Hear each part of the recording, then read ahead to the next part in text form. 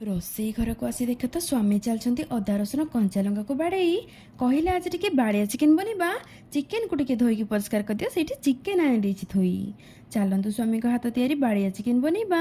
କଡ଼େଇରେ ସୋରିଷ ତେଲ ଗରମ କରି ପିଆଜକୁ ଢାଳିଦେବା। ହାଲକା ନାଲି ନାଲି ପିଆଜ ଭାଜିକି ଗ୍ୟାସ୍କୁ ଲିଭେଇ ଦେଲି।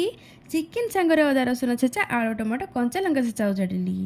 ଲୁଣ ଲଙ୍କା ହଳଦୀ ଗୁଣ୍ଡ ଭୃଷଙ୍ଗ ପତ୍ର ପକାଇ ଗ୍ୟାସ୍କୁ ଲଗାଇଦେଲି। ଗୋଳେଇ ଘାଣ୍ଟିକି ଅଳ୍ପ ପାଣି ଦେଇ ଘୋଡ଼ଣୀକୁ ଘୋଡ଼େଇଲି। ଧିମା ଆଞ୍ଚରେ 25 ମିନିଟ୍ ପାଇଁ ଚିକେନ୍କୁ ନେଲି ସିଝେଇ।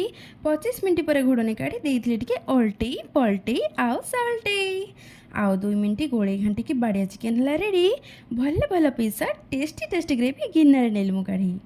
ଆଉ ତାପରେ କ'ଣ, ସ୍ୱାମୀକୁ ଦେଲି ପଖାଳ ସହିତ ବାଡ଼ିଆ ଚିକେନ୍ ଆଣି ବାଢ଼ି। ଆପଣମାନଙ୍କୁ ମୋ ଭିଡ଼ିଓ ଯଦି ଭଲ ଲାଗୁଥାଏ ଦେନ୍ ଭିଡ଼ିଓକୁ ଲାଇକ୍ ଆଉ ଚ୍ୟାନେଲକୁ ସବସ୍କ୍ରାଇବ୍ ଦିଅନ୍ତୁ କରି। Thank you. ଜୟ ଜଗନ୍ନାଥ। ପୁଣି ଦେଖା ହେବ ନେକ୍ସଟ ଭିଡ଼ିଓରେ। ବାଏ।